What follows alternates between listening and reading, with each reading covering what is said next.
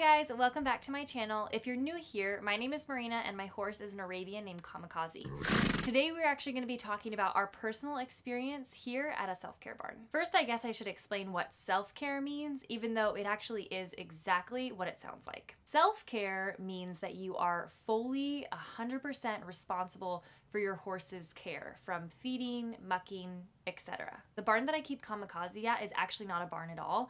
It's just pasture boarding. If you were at a self-care barn, like a real facility, then you would be responsible for mucking out, feeding twice a day, and turning out your horse. My horse Kazi is kept in a private pasture. If you've watched our previous videos, then you know why that is. I'm not going to go into detail, that she is kept in her own private pasture. I muck this pasture out either every single day or every other day, and I am here feeding once a day. In the winter, I had an automatic grainer set up in her pasture that dispensed a cup of hay pellets and grain mixture 10 times daily. So I would come in the evening and I would give her her hay for the next 24 hours, and then she would be getting little bits of grain and hay pellets dispensed throughout the day, so she would be always eating. Okay, now that you know how it works, let's talk about my experience here. Self-care boarding definitely has pros and cons. The first pro is that you get to see your horse every single day. Personally, self-care has worked out really well for me because Kazi is my main hobby. So I would get off work and I would come hang out with her.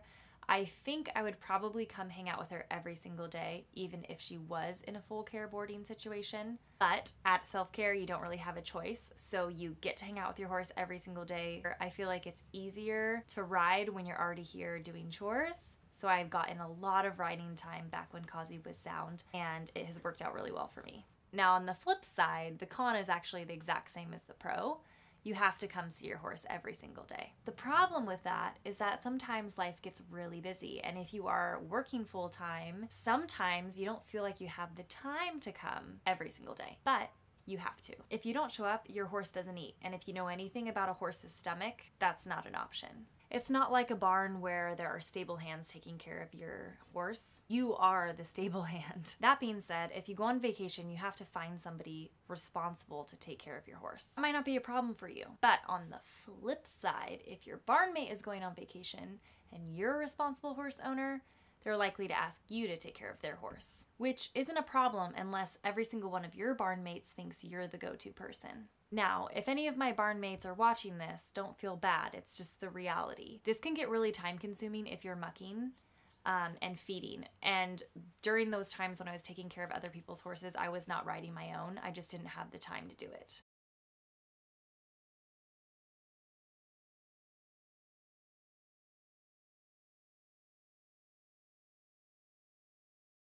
And it wasn't that much, but it would be like a weekend or whatever, a couple days, and they would overlap. It just gets tiring taking care of other people's horses, especially when you spend about 30-40 minutes just mucking out and feeding your own horse. You basically don't have any time to ride or really enjoy that quality time with your horse.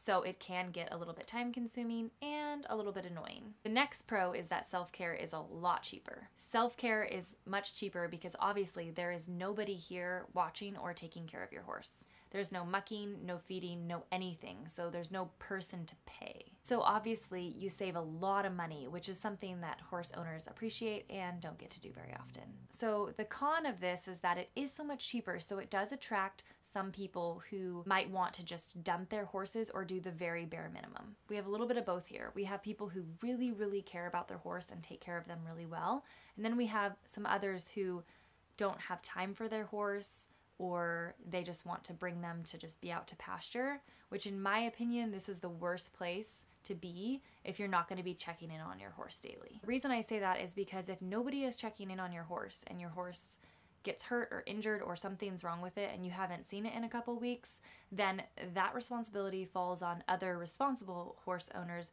who are going to feel stressed or feel obligated to take care of your horse for you. So that can get a little bit annoying. Plus, nobody likes to see horses being neglected. Now, when I say neglected, I don't mean neglected on the way that they're starving to death or they're dying, but there's a different type of level of horse care. Your horse can live and it's fine, but it's not being a good steward or a good owner, in my opinion. So yeah, your horse isn't gonna die, it's not dying, but it's not living its best life. Does that make sense? My personal experience at a self-care barn, deworming schedules have been very difficult. Some equestrians don't believe in deworming, which you do you, but if you're at a self-care barn and 9 people want to deworm and 1 person doesn't, even if 9 people deworm and the other person doesn't, all those other 9 horses are just gonna pick up the worms and it's just gonna be a cycle. Again, you do you, but when there's no worming policy, it's a little bit frustrating for the people who want to be on a schedule, or maybe it's frustrating for people who don't want to be on a schedule. Have people nagging them, I get it. For me, it's been frustrating because I do want my horse on a worming schedule. Overall, my experience at a self-care barn has been awesome. It's kept me really close with Kamikaze. I've learned so much because I've had to, because I am her sole caretaker. I recommend self-care for responsible owners only. If you plan on dropping your horse off and leaving it in pasture to come see every now and again, do not board at a self-care barn. You definitely need full care boarding or maybe a different hobby. Of course, these are my opinions, and I'm sure other people have strong opinions in the other direction. All I ask is that you care for your horse properly or hire someone to do that. Please, please, please. If you have any self-care barn stories that you guys want to share, please leave them in the comments below. I would love to read them. Again, thank you so much for watching, liking, commenting, and subscribing, and I will see you in the next video.